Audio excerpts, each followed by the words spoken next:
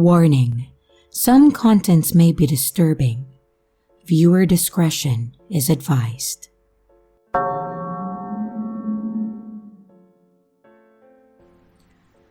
To start, let me explain myself.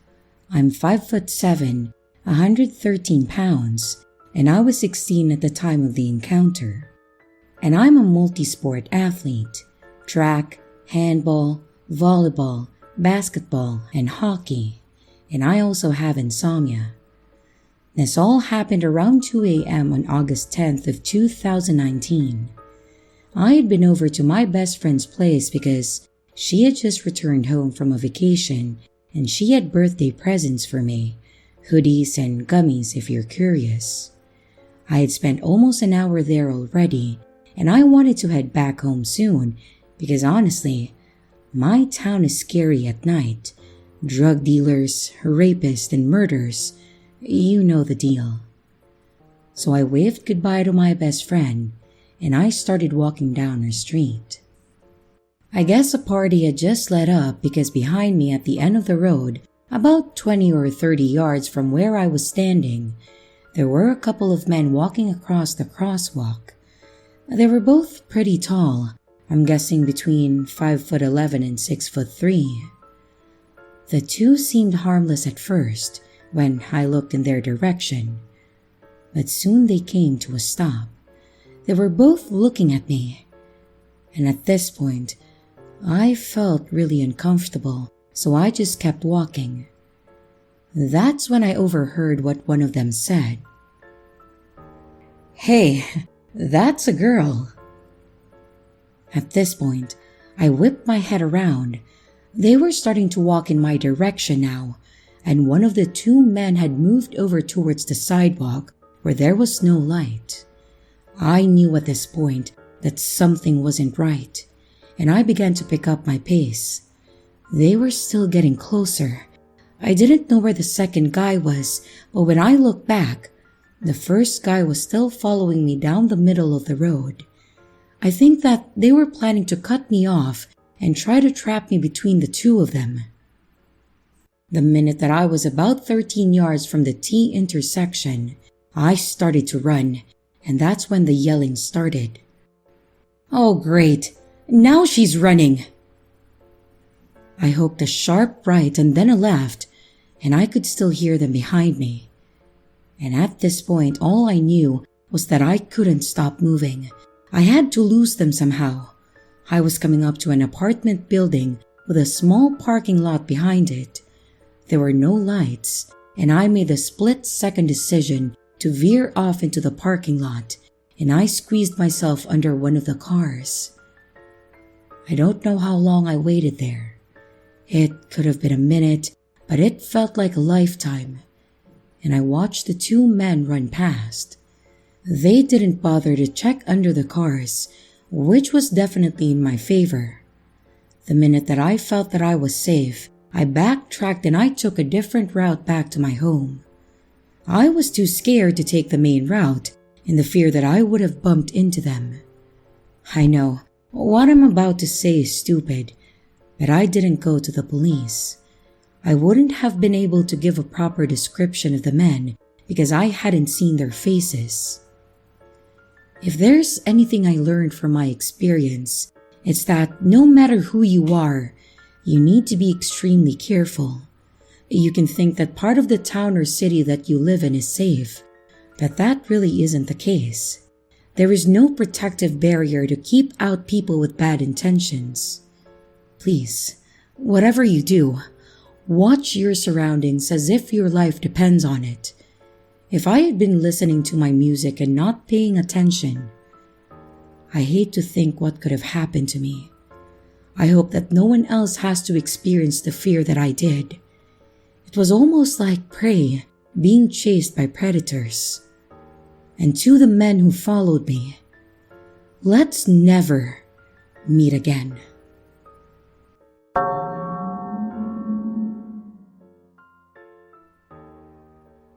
This story happens the end of last year.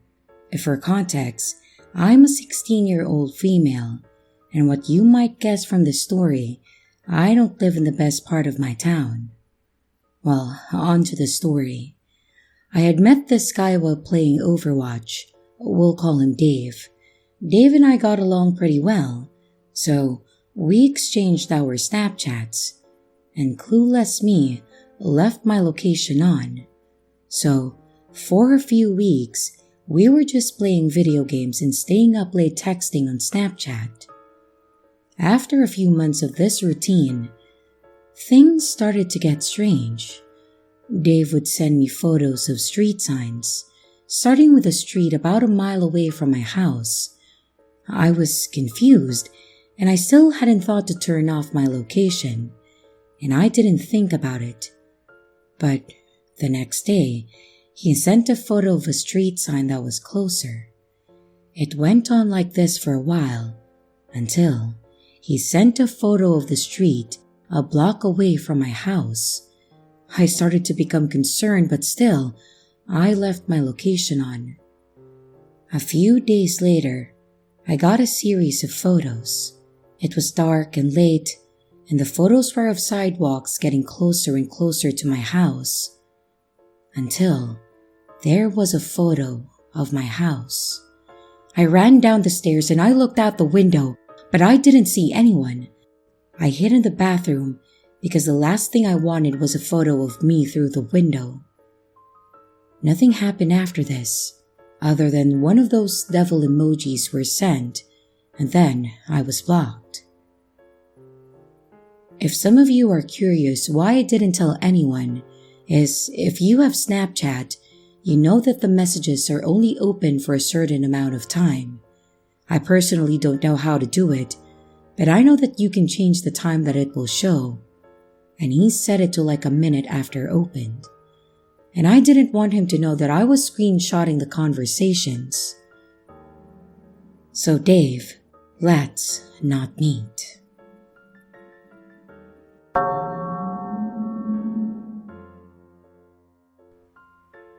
This happened a few summers ago.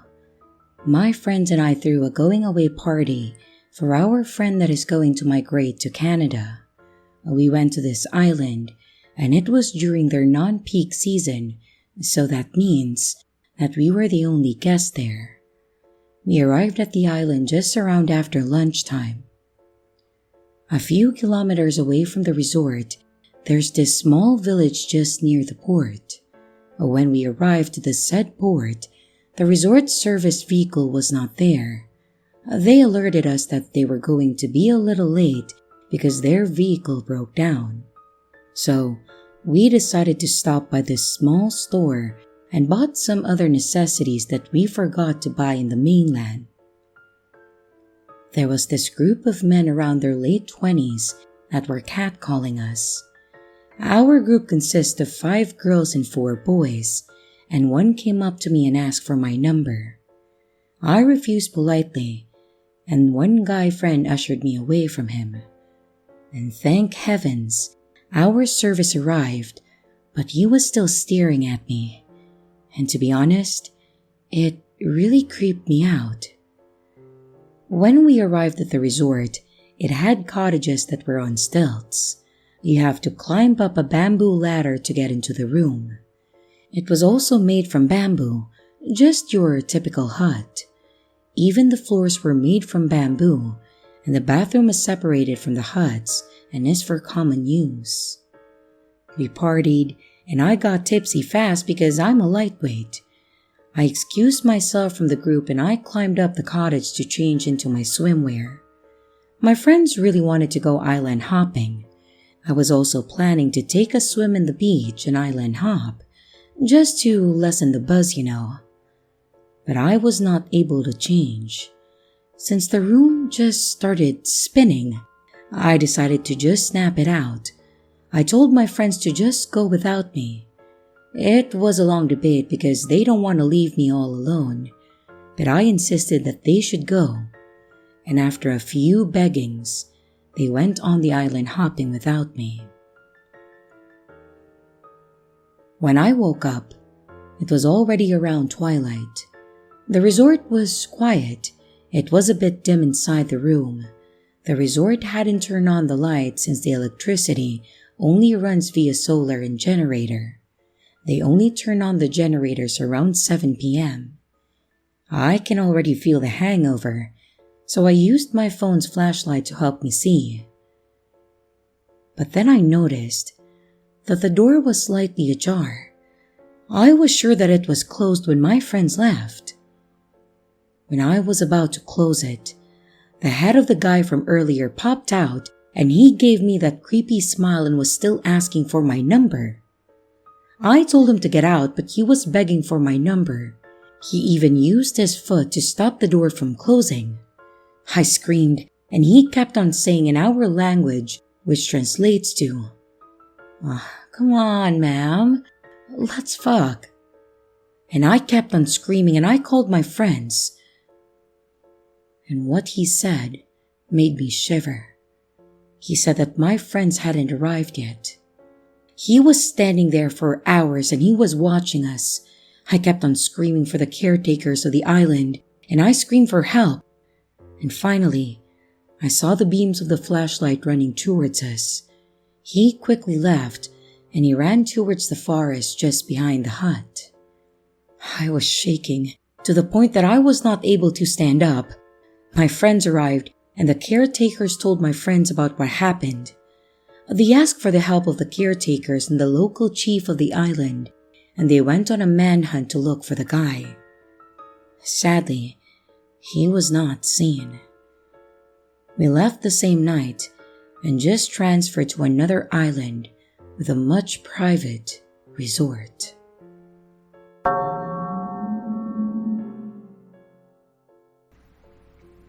3 years ago, I was living with my then boyfriend in a 1-bedroom apartment in a little mountain town. It was a half-basement unit, so the bottom of all our windows were level with the ground outside. It was also an older apartment, and not all the windows could fully lock. One day, my boyfriend comes home from work while I'm laying on the sofa and immediately runs up to the window near me and looks out of it frantically. He then goes out to look at every other window in the house, and then walks around the outside looking in the windows. When he comes back from this confusing exploit, I ask him what the hell is going on and why he's being a spaz. "I think I just walked up on a dude looking in the window at you. He took off as I walked up," he tells me. This was naturally very unsettling, but after discussing it and considering the time of day, it was about 2 p.m. and the number of people out and about around the complex at that time, we came to the conclusion that it was just a curious neighbor or someone passing by happening to glance in. And with that, we forgot about it. If only that was the end. For the next couple of months, odd stuff happened here and there. Someone would knock on the door occasionally, then when I went to answer, no one was there. I'd find things in my apartment that I wasn't familiar with, or things like clothing items would vanish. And I didn't really think twice about any of it, until one night. My boyfriend and I were arguing around 1 or 2 in the morning, and we were being a little loud. We were standing in the kitchen face to face. His back was to an open window with the blinds up halfway, and I was facing it. Amidst our arguing, I glanced behind him at the window, thinking that I saw the reflection of my face in it.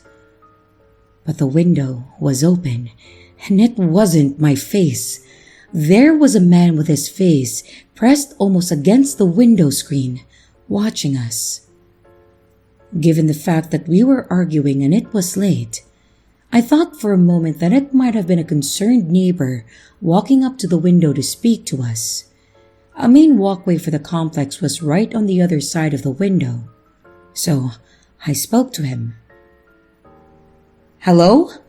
Can I help you?"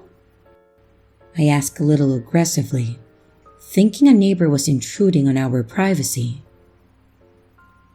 He responded to this by staring, unwavering and cold, right at me. His face did not change expression. He did not blink or move. He just looked right at me in a way that I have never been looked at before or since. In this instant, I also realized that because of the window being level with the ground, the only way this man's face could be where it was if he was laying on the ground outside the apartment or crouched and contorted to look into the window. My heart sank. I buried my face in my boyfriend's chest and I closed my eyes in fear. My boyfriend up to this point thought that I was messing with him. When I buried my face in his chest, only then did he say, "Is there really someone at the window?" I whispered yes to him. He felt my fear and took a moment before he turned around. But by the time he did, the man was gone. It was at this point that I started to think about all the little odd occurrences that I had been experiencing, and I assumed the worst. I filed a police report with his description, and my brother loaded my apartment up with weapons to protect me, or at least inform this peeping Tom that I was armed. After that night, myself, my boyfriend, and my brother were on high alert. There were a couple times when my brother came over that he saw a sketchy dude hanging around, and even one time, he saw him at my window. He tried to follow him discreetly, but the guy took off running as soon as my brother stepped in his direction. The last night that I had an experience with this man, I was sitting home alone on my sofa. My boyfriend was at work at a restaurant about 2 blocks away. He had picked me up from work an hour earlier. We had sat on the sofa together a little while when we got home. Then he kissed me and left for work, locking the door behind him. After he left, I continued to sit on the couch and on Reddit for a while in silence. After about an hour of me sitting there in silence, I hear a door creak open. It was a small apartment, so to see the bedroom and bathroom doors from the couch, all I had to do was lean a little to the left. I assume it was one of my cats coming out of my bedroom, so you can imagine my shock when I lean over and see the door that's opening is the door to the water heater or closet or small storage space. I look to my right and I see both my cats sleeping soundly at the other end of the couch. I look back to the door, and it's still creaking open very slowly. It opens enough for me to see it. A set of fingers wrapped around the door, easing the door ever so gently to open it as quietly as possible. That was gonna be a no for me. I ran my ass barefooted out of the door and into the snow and down the street to my boyfriend's work. I called the cops. When everyone was back to check out the apartment, he was, of course, gone. After that, my boyfriend and I packed our shit and then went to stay with my parents, and 6 months later moved 1,000 miles away from that town, and that was the end of it. I initially found this sub around that time as I was trying to find other stories similar to mine or people to talk to who had experienced something like I did. I had intended to write my story here eventually, and I figured after this week's events that I had to. I live 1,000 miles away from where all of this happened, so a part of me thinks that there's no way that this person could have found me. But last week, I heard a knock on the front door of my apartment. I was expecting a package, so I figured that it was a delivery driver and I didn't answer, that I just go and get the package later. Then they knocked again, and then again, and the third one made me feel uneasy, so I waited a good 20 minutes to check the door. And when I did, there was no package, no note, no nothing. Someone was just knocking. Although it made me uneasy, I didn't initially think back to my stressful experience in my last town. Then 2 days ago, I went out to get groceries. I have a little patio and I go out there in the mornings to just chill or check on plants a lot, and I've been known to leave it unlocked in the day on accident. I never thought of it as a huge deal until I came home from the store 2 days ago and the deadbolt to my apartment was locked. The deadbolt can only be locked from the inside of the apartment, period. I assumed someone robbed me because I dumbly left my patio unlocked.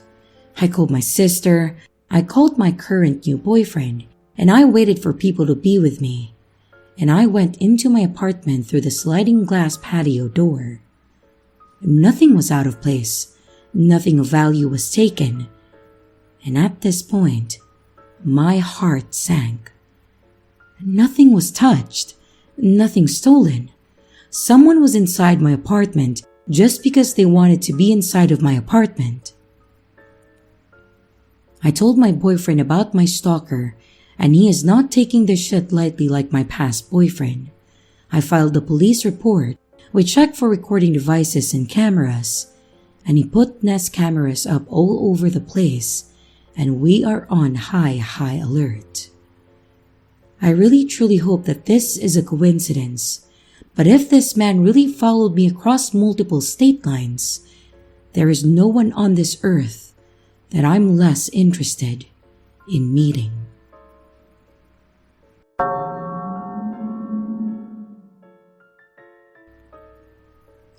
Hi, for the record, I'm a female.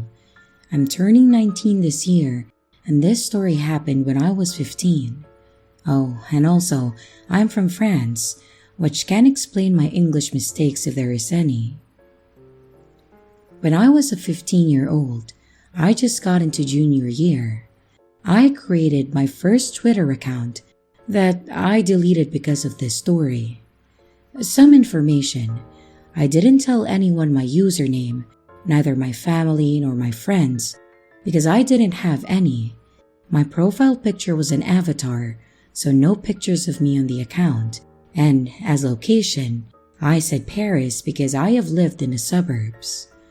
I didn't have many followers, 20 or maybe 30, and I didn't follow that much people, so my timeline was not really interesting. One evening in October, someone sent me a quite strange direct message. It was a 200-follower account, and the message said, "Hi, my name is Rob. I just turned 17 and I wanted to know if you lived in..." He then mentions a certain place and then adds, "Because I will soon move in and I go to the town high school. I'm looking for friends." The town he mentioned was obviously the town that I lived in. I immediately thought that something was wrong because there was nowhere on my profile that said where I actually lived. But after some time thinking, I remembered of a tweet that I made weeks ago about buses, and I mentioned the city, so I told myself that he just looked it up and found my tweet. His age wasn't shocking because I'm 2 years ahead of my classmates. I was bored, and as he was polite, I answered him. I told him that I indeed lived in that area and I go to high school there. The discussion was natural, and we talked a lot that night, mainly about high school, about the food at the cafeteria, about the teachers, that kind of thing. But as it was getting very late, he tried to interpose some personal questions like, "Do you live far away from the school? Is it a house or in an apartment? Do you live with both your parents? There's 5 of you. You're not often home alone, right?"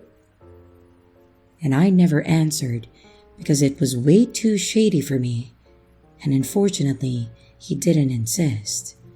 Unfortunately, because if he did, then I would have probably blocked him. The next day, same thing. We talked a lot, and he was still asking personal questions to know me better. So I asked him some too, and he always answered with what seemed like honesty. I still didn't answer the questions about my house though, because he didn't need to know anything. It lasted 2 or 3 weeks, but it was enough for me to develop feelings for him. He was handsome, super kind, and it was everything I needed, because I have been bullied for years and even today. So I still developed strong feelings, but most importantly, blind trust in people who are friendly to me. In France, in October, we have a 2 weeks long vacation, and the day before back to school day, he finally told me that he was coming to my high school because he finally moved in with his mom, and he asked me a place to meet during the morning break. I was so happy and relieved to be able to meet him. I told him to join me in the hall. But when he understood that there would be people around, he said that he would prefer an isolated place because he was afraid that he would not recognize me and didn't want to spend the break looking for me. It was a good excuse for me, so I told him to meet me in the 3rd floor bathroom because we weren't allowed to stay there during the breaks and no one would disturb us. In my head, even though it was a little bit creepy, I still was in the school, so nothing could happen to me. Next day, back to school day, I made myself pretty. I wore my best clothes and I counted down the minutes. And finally, when break time arrived, I ran to the bathroom and waited. And when he arrived, it was him. He was not a catfish. He looked quite like his profile picture. But I still noticed that he seemed a little bit older than he told me. I thought 20 years old instead of 17. We talked a lot, we got along well, and I was so pleased. And at the end of the break, he asked me to go to the fast food with him for lunch. I said no because I don't have any money, and I always refuse for people to pay for me. It's just my principle. He seemed disappointed, but offered to walk me home after classes. I explained that I have to take the bus, but that he could walk me to the bus stop. He looked disappointed again, but finally accepted. And that's exactly what happened, and it was so great that it quickly became some kind of routine. We met in the 3rd floor bathroom during morning break, and then he walked me to the bus stop after classes. Surprising fact, I never saw him in the hallways nor at the cafeteria, but I thought at that time that the building was huge, and that there was over 1,500 students in here, so if our schedules didn't coincide, there was no way that we could meet each other. This little game lasted until December, so almost a month and a half. The 14th of December, a Thursday, I complained about how lonely I was going to be that evening because my dad was abroad for work, my brother was always at his friend's house, my little sister was on a school trip, and my mom had to work late that very night. Well, that was very reckless of me, but after weeks, I thought that I could really trust him. That evening, he walked me to the bus stop. We both waited and I got in the bus. I waved at him and put in my earphones, and I had 2 stops before my house. It was about 17:45 and in December, so it was already really dark outside, and as I got out the bus, I had a really bad feeling. There was that very uncomfortable sensation on my stomach, and I felt like being observed. I pressed pause on my music, but I kept my earphones on so that people thought that I couldn't hear anything. And that's probably what saved my life. I lived in a suburban neighborhood, very silent especially at night, with no visibility on the big road that the bus passed in. When I heard footsteps behind me, I understood that I was right. There was someone following me, and he was not well-intentioned. At least, I could hear that he was not accelerating, so he was not trying to catch me up, but I couldn't guess how long it would last. As quietly as possible, I tried to reach for my keys in my pocket, and when I finally pulled them out, I ran as fast as I could. That was the best sprint of my life. I don't know how it worked, but I managed to open and close the door before he could reach me. I then deactivated my alarm, which, by the way, confirmed that I was home alone. And I took a look through the glass panel on the door. It is not a peephole, it is a whole window, so if someone wants to see what's happening inside, they can. Well, it was Rob, a few meters away, looking at me with a really creepy face. He followed me to my home, probably with a car, and he was clearly not here for chit-chat. I still don't know why I didn't call the police. I was totally paralyzed, and we both stared at each other for a minute. And when I took back control over my body, I ran in the kitchen to get a knife, and I got back to the door. He was there too, banging against the door, and I feared for a second that the glass would break, but it didn't happen. That moment, when I was pushing against the door, praying for it not to break while he was kicking harder and harder, it was the longest that I've ever experienced. After maybe 5 minutes, he stopped and got around the house, knocking against every shutter, and got back to the door. He looked very angry, but then my neighbor's car reached my house and Rob ran away, probably thinking that it was my mom coming home. On Twitter, Rob sent me 1,000 messages before I could block him. He then deleted his account, and I thought I was done with his story. But quickly after, some accounts which have just been created followed me. Their at were all a series of numbers and the first letter of his name, and as soon as I blocked one, another one followed me. So I just chose to delete my account because I couldn't make it stop. It was too hard to endure because they were sending me dozens of insulting messages. Later, I talked to the people who were supposed to be Rob's classmates because I haven't met him again in days, but not a single one ever heard about a Rob. This guy was never a student in my high school.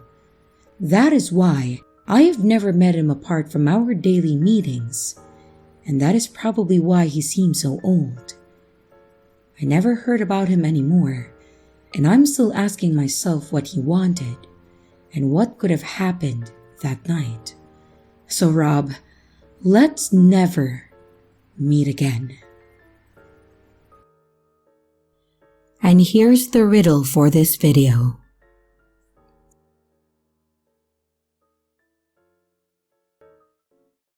Hello everyone, it's your creepy sister here. Thank you so much for watching the video. I really appreciate each and every one of you. But I would also like to thank my amazing patrons, my top tippers, and my dearest channel members. Thank you very, very much. I really appreciate it with all of my heart. If you want to support the channel further, you could also choose to become a patron, a tipper, or a channel member. But remember, it's appreciated, but never a requirement. I would also like to announce that we have merch now. The link is in the description of the video, along with all my other social media links, like my Discord server, Twitter, Instagram, and others. You can connect with me and send your stories there. And don't forget to like and subscribe if you haven't yet, and comments are highly appreciated. And remember, your fear feeds me.